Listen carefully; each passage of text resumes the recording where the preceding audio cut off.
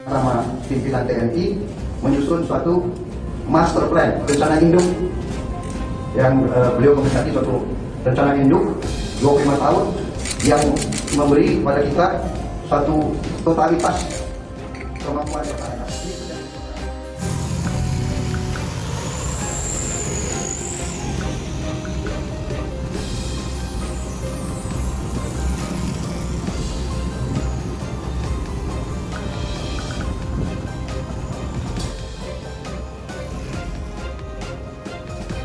Indonesia bukan hanya menghadapi masalah alutsista yang tidak layak, namun ada ancaman dari Tiongkok.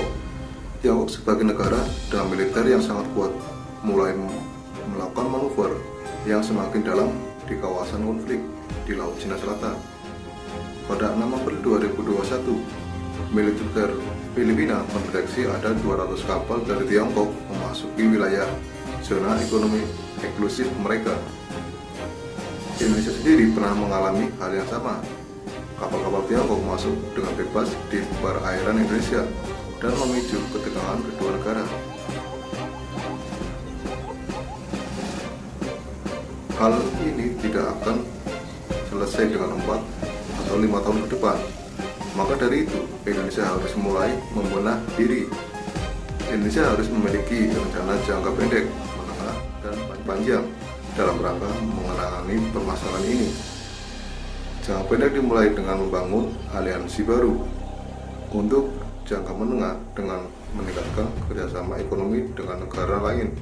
Dan terakhir jangka panjang dengan melakukan modernisasi militer. Kementerian Pertahanan di bawah arahan Prabowo Subianto sejak 2019 menyampaikan niatnya untuk melakukan modernisasi militer. Ini dilakukan demi meningkatnya kekuatan militer Indonesia, serta yang tidak kalah penting dalam rangka mengamankan wilayah sengketa di Laut Cina Selatan. Dalam kasus Tiongkok, modernisasi militer Tiongkok telah dimulai sejak tahun 2012 dan ditargetkan selesai pada tahun 2049. Bahkan negara sebesar Tiongkok butuh kurang lebih 37 tahun untuk dapat memodernisasi militernya, dan anggaran 1,9% dari PDB, sedangkan negara lain yang benar-benar fokus melakukan modernisasi militer seperti Brasil yang mengeluarkan anggaran pertahanan sebesar 1,5% dari PDB, India 2,4%, bahkan rata-rata dunia mematok angka 2,2%. Prabowo menyatakan bahwa anggaran pertahanan Indonesia saat ini terbilang kecil jika dibandingkan dengan negara-negara lain yang ada di kawasan Asia Tenggara. Anggaran pertahanan saat ini hanya berkisar kurang lebih 1%, sedangkan negara tetangga berada pada kisaran 2-3%. Perlu adanya peningkatan anggaran pertahanan dalam rangka menjaga stabilitas dan keamanan kawasan Indonesia. Menurut Wakil Menteri Pertahanan Indonesia Wahyu Trenggono pada 29 November 2019 dalam acara pertemuan meja bundar bersama dengan awak media, modernisasi militer bukan hanya ditunjukkan untuk memperkuat kekuatan militer Indonesia, namun lebih dari itu ditunjukkan untuk mendorong industri pertahanan dalam negeri.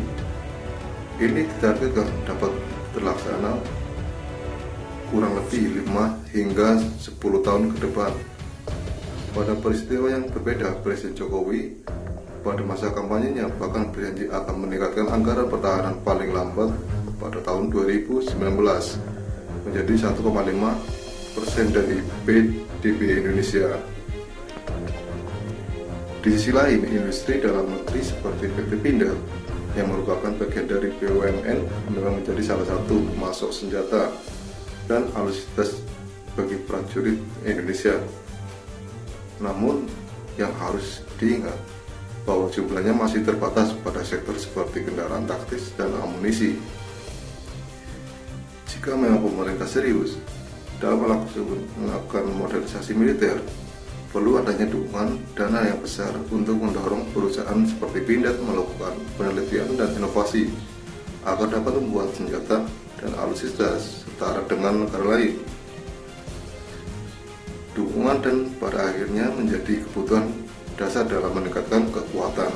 Sama pimpinan TNI menyusun suatu master plan rencana induk yang beliau komunikasi untuk rencana induk 25 tahun yang memberi kepada kita